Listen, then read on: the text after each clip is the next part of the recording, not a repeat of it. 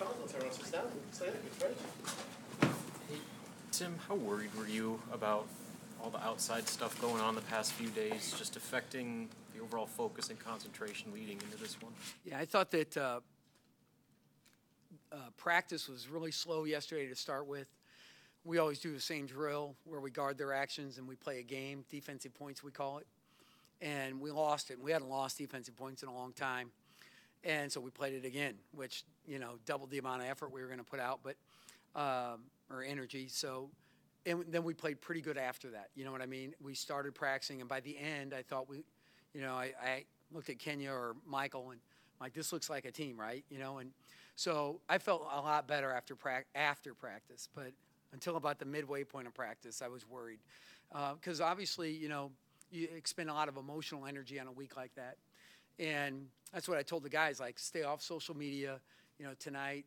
Don't, you can't read everything that's out there, so just relax and get ready for an afternoon game, So I don't know. I didn't ask them to follow up on that, but they looked fine to me. They came out, and I thought played well the first half. I'd say about this team's focus and resolve to handle something like that and then come out ready to play against a Rutgers team that makes life pretty tough on you. Yeah, Rutgers, Steve does an excellent job, and they're so physical that it's going to be tough to deal with. You look at what's at stake, and you've got fourth place in the Big Ten, undefeated at home in the league, right, and a chance to play your way into the NCAA tournament. It's a lot at stake. And so we need their focus, and I think they understand what their goals are, and they want to accomplish them. Is that something that's talked about with the team, the potential postseason stakes? Or? Sometimes, yeah, not all the time, but probably a couple times a week. They know, they're paying attention too. Do you make a chiropractor available after playing Rutgers to your team? Well, first of all, the health of our players is always utmost. Thanks for asking, and we'll make anybody available. But they are so, they do such a good job. Offensive rebounding is just like transition or three-point shooting for another team. They teach it, they play to it, and but the fact we outscored them on second chance points was pretty good. But I think a guy like Doobie Okeke, who blocked a whole bunch of shots, and Roby, who did too, probably saved us. And that's a weakness of our game. We know that playing the way we are with three guards and then even playing small a lot. But I'm willing to, try and get better at that or hang around on the boards, and hopefully it pays off in other ways. When you play a pesky team like that, just being able to plow through and get the W, what's that mean to a coach? Well, the first half, I was worried because we had given up the lead. And, the second half, though, I thought we played well with the lead and we earned the lead.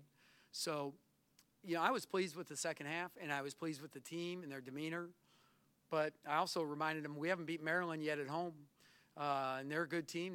They played well today. And, we're going to have to be at our best for that game on Tuesday. Is that an 8 o'clock game, by the way? 6. Whoa! Yeah. We're all happy about that. You mentioned Doobie. Obviously, he's a guy that his playing time has been sporadic, but for him to come in and make that impact. I'm really proud of Doobie because it would be easy to sulk and pout, and he hasn't. He's still talking in meetings. He's still talking game plan. His reps are down, and we said, there's still times we're going to need you.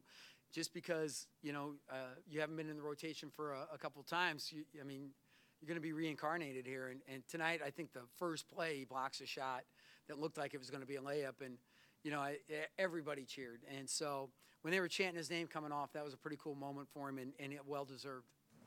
Have you seen your team come out with that kind of defensive intensity in a game this season? Yeah, we played that hard at times. And that's, defense has to be our calling card. We just don't score enough, and we're not at ease enough, especially from the two-point area, and we're a little bit, touch and go from three, too, as you can see with tonight. So we have to be great defensively. Still, you're off to a 20-4 lead. What was different maybe about getting off to a better start tonight than maybe you had in previous games, if anything? I don't remember. What happened? Somebody refresh my memory. Oh, that was good. Yeah. I called that one, by the way. He took his first dribble, and I said, oh. So I was very proud of that.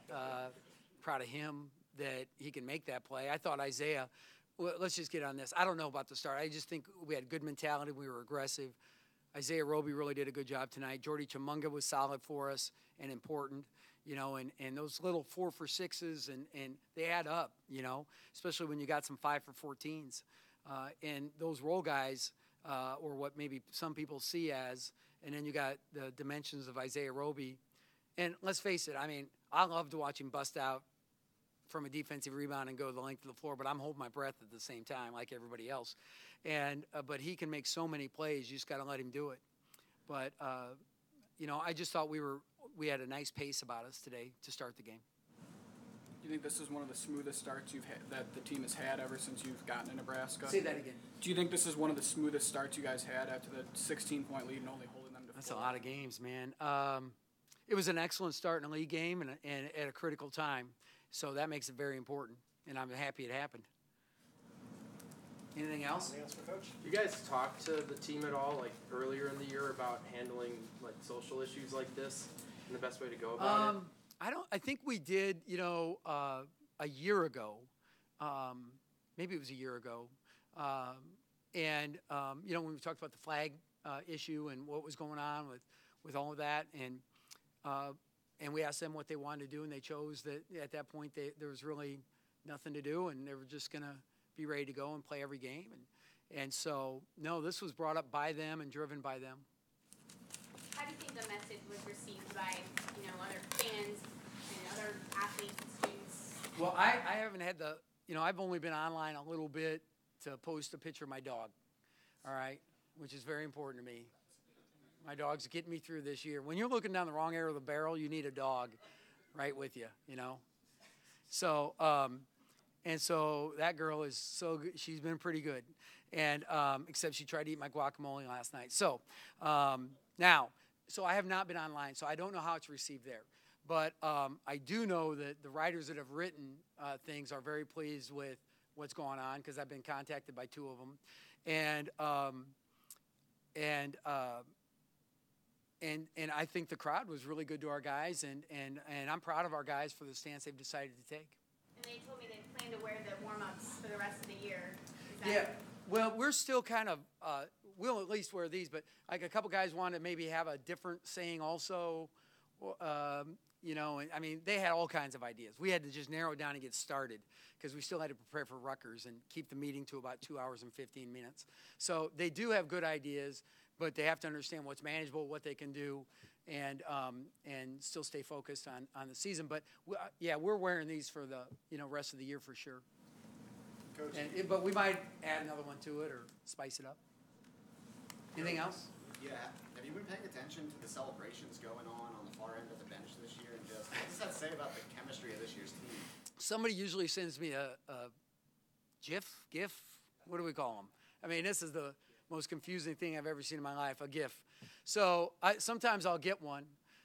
One of my favorites is our manager doing the 3, Jared Bigelow. That was the like, I don't know if he's eating soup with 3. I mean, I don't know what he's doing. I don't know. Or 3 dance. I don't know what he's doing. So yeah, those guys down at the end of the bench. You know, what's really fun is that, you know, Jack has had to accept going from having 20 points against Indiana to not playing. I can't imagine, you know, that situation. And the guys have really, you know, embraced him and tried to keep him afloat too. And Jack, I don't expect him to be satisfied with that, but I still need him to help us. And he's been a trooper. And some of those guys, you know, I think there was a way they wanted to pick him up and involve him. And part of that was to, you know, keep him afloat when it was a difficult time for him, which it has been. And then some of it's just really funny stuff. And they're happy to be a part of a program. And, you know, some of those kids had left and then have come back. And I think that shows a little maturity on their part of really figuring out their own lives and what they want. So thanks, Coach.